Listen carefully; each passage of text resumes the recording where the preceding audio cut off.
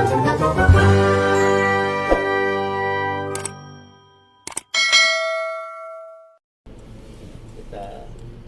kembali ke Jakarta setelah berapa hari kita ada di Yogyakarta, 2 hari tepatnya ya. Ini hari ketiga kita kembali. Insya Allah tiba dengan selamat tanpa kurang apapun. Kita mau berbagi pengalaman nih. Waduh, ada yang menarik di Yogyakarta, yang pasti gudegnya. Tapi tadi malam kunjungan istimewa. Saya datang di rumah makan, ya. Itu namanya Hangguk Cafe. Hangguk Cafe, ya, itu Korean resto milik atau dikelola oleh PMI Purna asal Korea. Ini menarik. Dikelola oleh pasangan suami istri yang dua-dua adalah PMI Purna asal Korea. Bisa dibayangkan bekerja mereka di Korea kurang lebih 5 tahun, ya, membawa uang yang cukup banyak dan kembali ke kampung halaman membuka bisnis usaha restoran. Ya. Kita doakan mudah-mudahan bisnisnya lancar, usahanya penuh berkah, ya, rezekinya terus melimpah, insya Allah. Dan keberhasilan dari Mas Anji namanya, istrinya Mbak Sulis, ini mudah-mudahan bisa menginspirasi semua pekerja migran kita. Berangkat cukup 1 kali, ya, disiplin menabung, mengumpulkan uang yang banyak, kembali ke tanah air, gunakan uang yang ditabung itu untuk modal usaha. Insya Allah berkah, insya Allah berhasil usahanya, dan tentu itu adalah jalan untuk mewujudkan masa depan dan mimpi indah untuk generasi kita. Ya. Kita sudah start nih dari hotel, ya. Nah, ini ada masalah dengan sepatu saya nih. Aduh, ya Allah. Ini ada masalah nih Nanda, sepatu saya ini, ya Allah. Oh, sepatu saya nih. Ya, ternyata udah terbelah nih. Sepatu saya ini udah terbelah, ya. Jadi masalahnya tadi baru kerasa. Ya, kita jalan, kemudian ada air tadi masuk sebelum keluar kamar mandi. Ternyata airnya merembes, gitu Nan. Udah berapa lama Pak? Nah, ini sepatu bersejarah ini 2014. Ya, bayangin kalau 2014, sekarang 2023, berapa tahun tuh? 2019, 2020, 2021, 2022. 9 tahun ya? 9 tahun, 8 tahun setengah lah, kan ini baru masuk Januari ya. Ini sepatu dibeli saat saya terpilih sebagai anggota DPD RI menjelang pelantikan. Ya, makanya ini udah pecah-pecah juga nih di sininya. Catnya, cara memanipulasinya semir terus aja.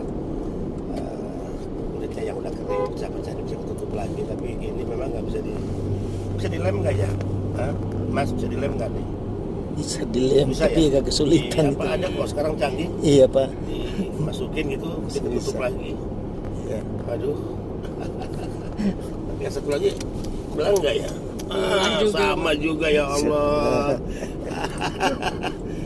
Baru ketahuan yang sebelah nih. Aduh, tuh, yang sebelah ternyata belah juga, sobat migran, teman dan sahabat. Ya, pantesan tadi kok kakinya basah.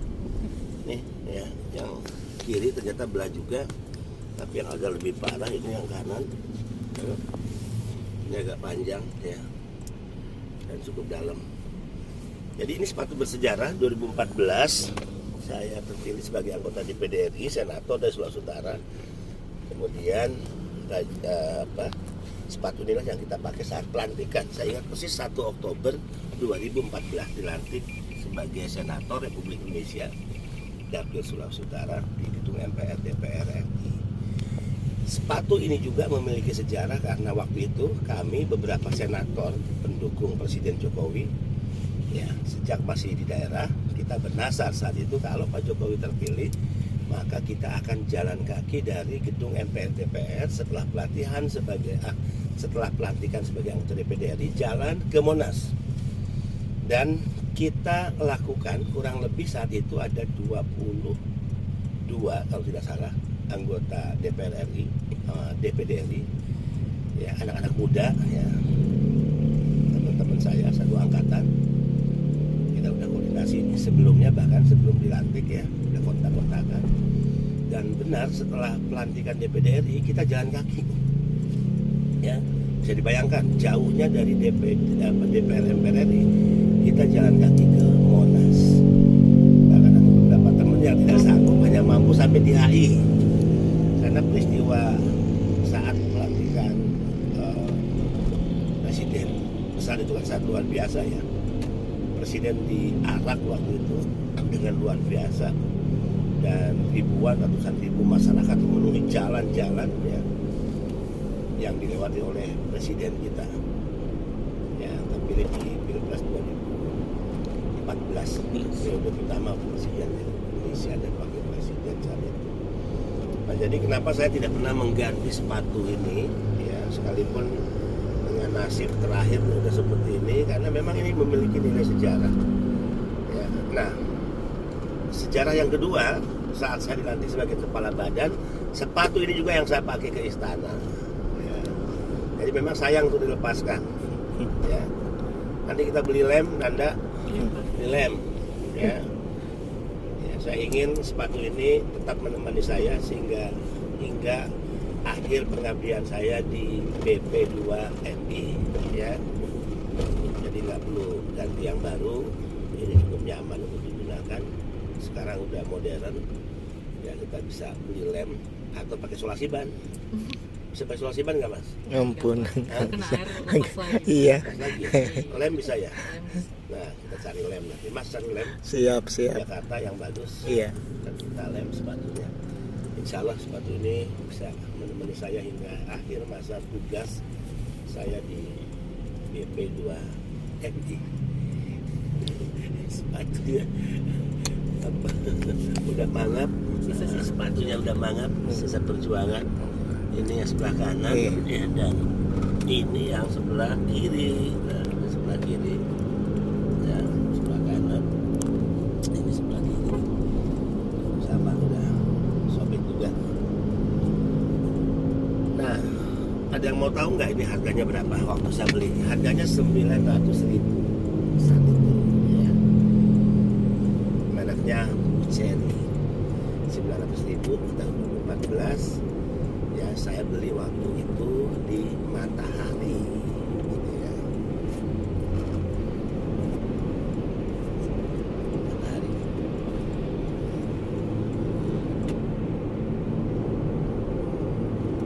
Ini udah habis nih.